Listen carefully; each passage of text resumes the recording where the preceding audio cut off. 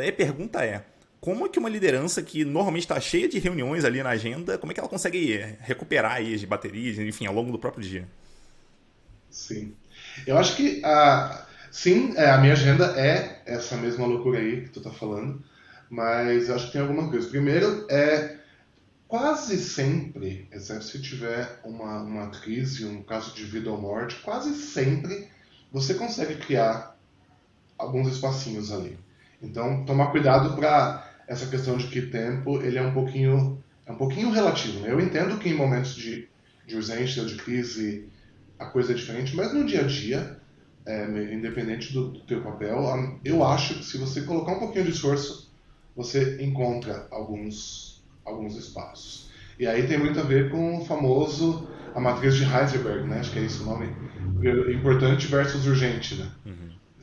Isso ajuda muito, mas priorização e focar o seu tempo naquilo que traz grande impacto em longo prazo e não focar tanto em muitas coisas, fazer menos coisas que tenham mais impacto, em vez de fazer um checklist de fazer 1000 coisas. Claro, não é fácil, mas é um pouquinho possível. Então, quando você conseguir encontrar como inserir alguns espaços, eu acho que tem que inserir e proteger mesmo. Então, às vezes eu boto na minha agenda, focus time, me deixa essa meia hora aqui.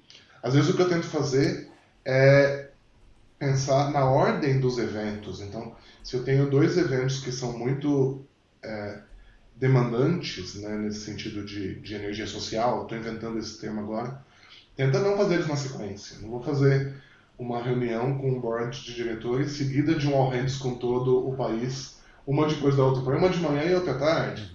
E no meio, põe um one-on-one que te energiza bem, tipo essa conversa que a gente está tendo. Então, a ordem dos eventos também influencia. E aí, uma dica bem super prática, assim, e pequena, mas eu vou compartilhar porque para mim, depois que eu aprendi ela, foi, oh, que genial. Quando eu quero ganhar um tempinho entre reuniões, eu tento começar elas 5 minutos depois da hora. Então, por exemplo, tem o slot da 1 às 2 da tarde. Eu tentei no começo e o Outlook, o e-mail, o sistema da Microsoft, quando você coloca para usar reuniões de 10 minutos a menos, ele tira os 10 minutos do final da reunião.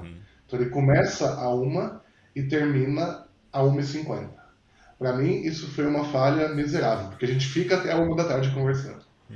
Aí alguém me deu uma dica e eu estou fazendo o oposto agora. Quando eu tenho um tempinho a menos, eu começo 1h10 ou 1h05 e vou até a hora.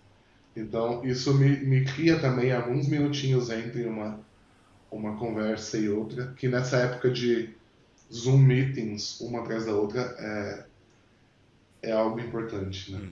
Mas é isso, é prioridade, focar no que é mais importante, não em uma lista de ações, pensar na ordem dos eventos e criar uns espacinhos aí e proteger eles. No dia a dia, exceto em crises, eu acho que é impossível. É curioso você falar que essas reuniões curtas, vamos dizer assim, né, que terminam antes da hora completa, não funcionaram para você, porque para mim também nunca funcionaram muito bem. É complexo, assim, né? Às vezes a gente marca pra terminar um pouquinho mais cedo pra conseguir beber uma água, que seja, a gente não consegue fazer isso. Mas agora, começando depois, eu acho que não tem muita desculpa pra começar antes. Que quase ninguém vai entrar antes pra poder começar antes da reunião.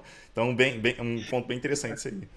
E sabe que tu trouxe uma coisa que eu vi também. Quase ninguém vai entrar antes, para começar antes. Isso te dá a liberdade de tomar sua água. Agora, há algumas pessoas que vão entrar antes. E tudo bem. Você cria um espaço para uma interação social mais fortuita que no mundo remoto quase nunca acontece, né? Então suponha que metade entre aqueles 10 minutinhos antes, eles ficam batendo um papo. Então, o efeito colateral também não é ruim. Muito bom, muito bom.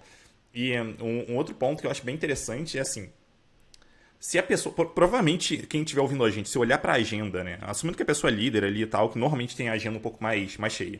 Se a pessoa olhar para a semana atual e tentar, enfim, encontrar um focus time ali, talvez ela tenha muita dificuldade. Mas se ela navegar 2 semanas para frente, provavelmente ela vai encontrar um monte. Então a dica é essa, né? Vai lá na frente, já deixa marcado para quando chegar a data você não ter problema.